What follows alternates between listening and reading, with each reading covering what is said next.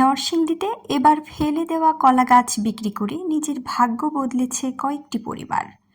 আস্তে আস্তে এসব কলা গাছ এখন শুধু দেশেই নয়, রপ্তানি হচ্ছে বিদেশেও, যা চাঞ্চল্য সৃষ্টি করছে পুরো এলাকা জুড়ে।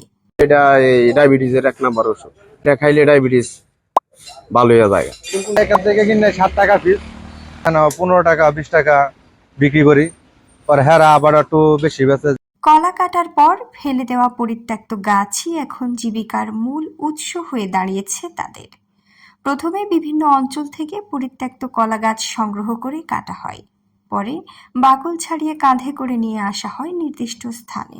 তারপর পুনরায় বাকল ছাড়িয়ে ভিতরের নরম সাদা অংশ বের করে নির্দিষ্ট পরিমাণ কাটা হয়। তা বস্তায় ভরে বাজারজাত করা হয় ঢাকায়। সেখান থেকে এই কলা গাছ রপ্তানি হয় যুক্তরাজ্য সহ ইউরোপের বিভিন্ন দেশে। আর তো আর পূজা বই এটা নিয়ে ফালাই দিব বলে গৃহস্থের জন্য এটা অকৃত।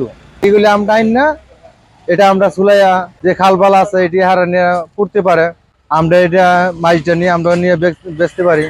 কলা গাছের এসব অংশকে স্থানীয়রা বলে থাকে থোর বা মাইজা। দেশে বিদেশে অনেকেই এটা খাবার হিসেবে খেয়ে থাকেন, যা অনেক সুস্বাদু। জায়গার ডায়াবেটিস ডায়াবেটিস হারা বেশিরভাগ এটি নেই আর কি। আবার কলার মুচাও দেয়, গাছ তো দেয় মুচাও দেয়।